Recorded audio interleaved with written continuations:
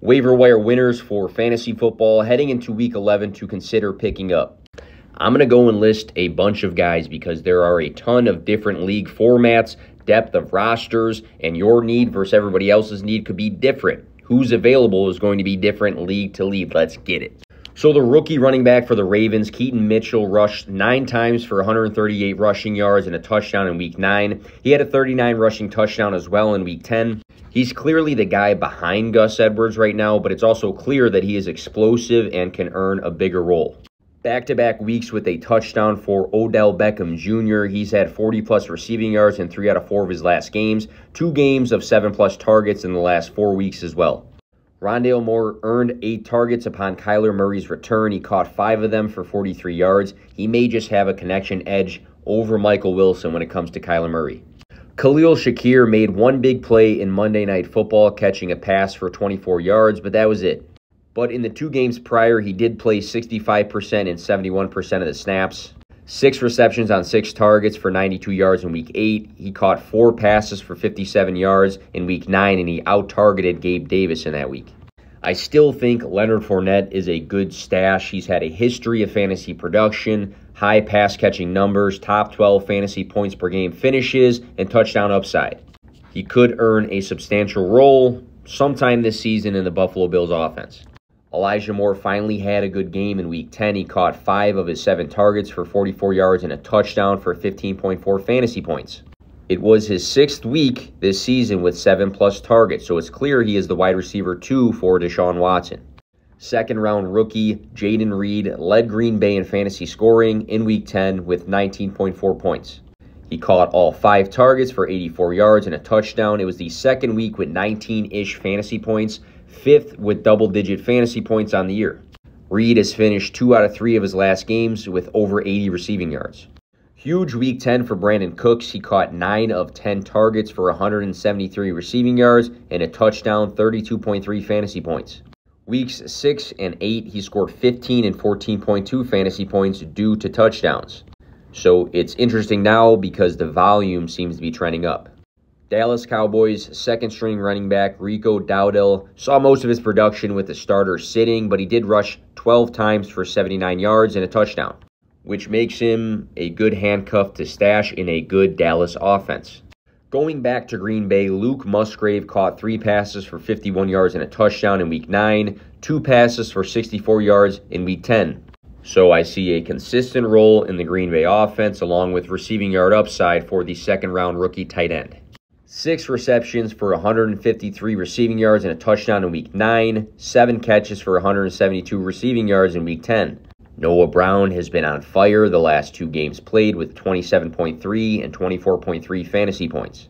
Obvious upside with CJ Stroud, and he's had a good performance with and without Nico Collins in the lineup. Devin Singletary might not be widely available, but go check and see if he's sitting on waivers. He rushed 30 times in Week 10 for 150 yards and a touchdown. Dameon Pierce has simply been inefficient this year. Devin Singletary's role has continued to grow and creep up into a committee. Could he take over as the lead back? First-round rookie Quentin Johnson had his best fantasy week in Week 10, 4 catches on 4 targets for 34 yards and a touchdown, 13.4 fantasy points. We are hoping he builds on a decent performance. Joshua Dobbs has been a top 5 fantasy quarterback in back-to-back weeks in his new home with the Minnesota Vikings. We've seen some upside with his rushing lately in a system that soon should have Justin Jefferson, TJ Hawkinson, and Jordan Addison has upside in itself. Ty Chandler took over for Alexander Madison in Week 10, who left with a concussion. Chandler rushed the ball 15 times for 45 yards and a touchdown, and he could be the lead back in Week 11. The rookie Demario Douglas had his best fantasy week, scoring 14.4 fantasy points. He caught 6 balls on 9 targets for 84 yards. 6, 7, 7, and 9 targets the last 4 games has meant playing a big role in New England. Let's talk Ezekiel Elliott. New England operated with a heavy ground game in Week 10. Zeke finished with 15 touches to Ramondre Stevenson's 23, but he did generate 88 scrimmage yards. Worst case scenario, he's either the 1B in this Patriots system or a solid handcuff. A lot of people are going to be talking about A.T. Perry because he played a high percentage of the snaps with Michael Thomas getting banged up. But I want to talk about Rashid Shaheed, who did not have a productive Week 10, but he did earn 9 targets, which to me is significant. Shaheed has had games of 19, 18.3, and 24.3 fantasy points due to his big play ability, 3 games of 85-plus receiving yards. So if you are feeding the big play guy more volume, I like him to be a flex option. 6 weeks of 5-plus targets means a consistent role with the Jets for Tyler Conklin. 6 receptions for 66 yards in Week 9, then 7 receptions for 70 yards in Week 10 is a great trend in the right direction. Zach Charbonnet rushed the ball 6 times for 44 yards along with 4 receptions in Week 10. Kenneth Walker III took back the lead running back role, but I think Charbonnet is a solid dual-threat running back who at minimum is a good handcuff.